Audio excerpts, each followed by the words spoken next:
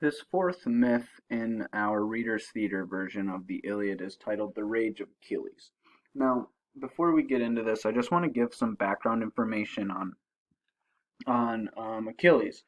And my notes here were kind of set up originally to hold a class discussion and to watch some videos. So I'm going to try my best to just kind of talk through it and kind of, I don't want to say lecture, but just speak a little bit.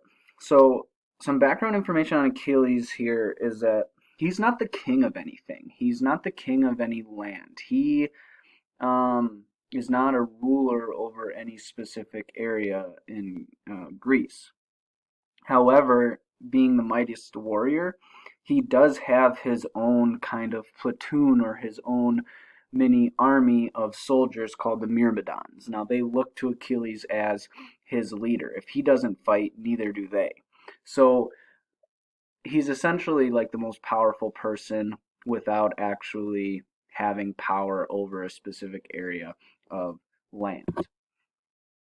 We're going to learn and review here why Achilles went into a rage and what he did in that rage. But this myth starts out with more immortal interference during the war.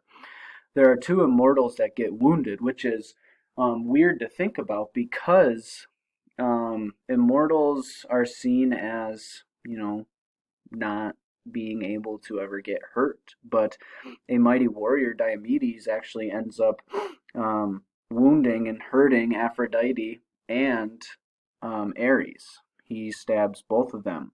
And they simply just go to Zeus and start whining. And Zeus decides that there should be no more immortal interference. So he puts an end to all the immortal interference, although he gets tricked by Hera and given a sleeping potion and they continue to interfere is one thing, but he tries to end the immortal interference of the war. Now, we get introduced to Achilles' right-hand man in this. His name is Patroclus. Patroclus is, in our version, Achilles' like best friend, but in other versions he's known as, I believe, Achilles' cousin. Patroclus is trying to get Achilles to re-enter the battle, but Achilles is being very stubborn. So Patroclus suggests, since the Greeks need him and the Myrmidons, he suggests to Achilles that Patroclus should wear Achilles' armor and lead the Myrmidons into battle. So Achilles finally abides with that, and Patroclus goes out and leads the Myrmidons into battle, since the Trojans are about to win over the Greeks.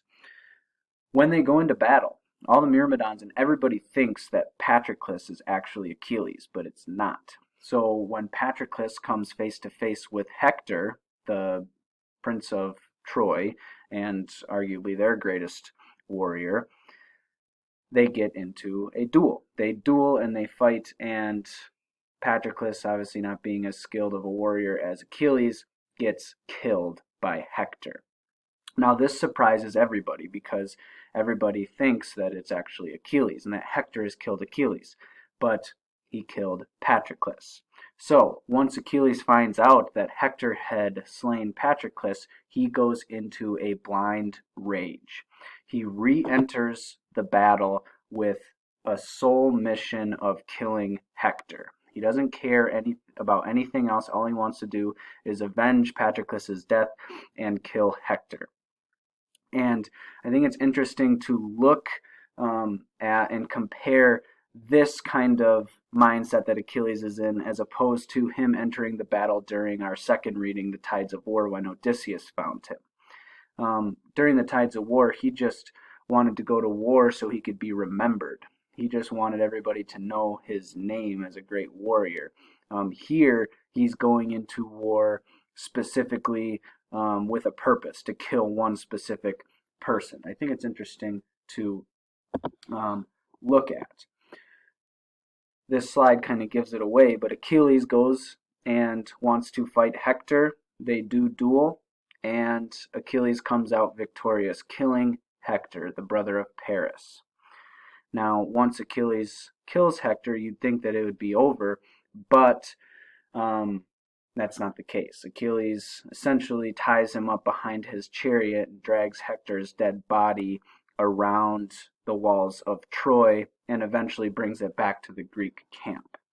Now, King Priam, who is Hector's father, sneaks into the Greek camp late at night and requests that Achilles allows him to have Hector's body so that they can do a proper burial for the mighty Trojan warrior. And this portion of the story ends actually with Achilles kind of breaking character from what we normally know of him and what we normally see of him. Achilles is actually shows his vulnerability here. He begins to cry. He begins to weep in his camp after Priam visits him and shakes his hand and goes away with Hector's body. So I really think that's interesting to look at Achilles' character, that he goes from this warrior that, just wants to be remembered to this stubborn person who won't go to battle just because his concubine was stolen, to into this blind rage where he goes and kills somebody, into this kind of soft person who weeps and is probably just so tired of the war. As we know, it's in its 10th year. So I think it's interesting to look at his development and how he's changed throughout these readings.